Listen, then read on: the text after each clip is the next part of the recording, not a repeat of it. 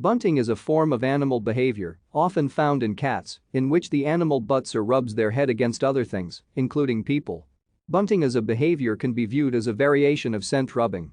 This is when an animal, typically a carnivore, will rub its back on a scent such as prey or the urine of an animal of the same species.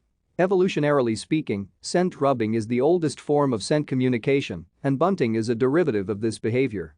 Rolling in the scent of another animal was an adaptation to camouflage the scent of a predator or outside male in order to get closer to mates.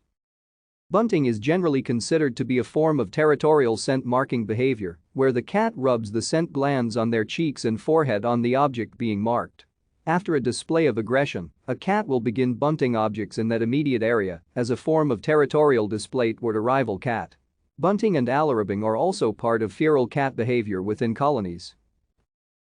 Thank you for watching. Like and subscribe if you would like to view more of our videos.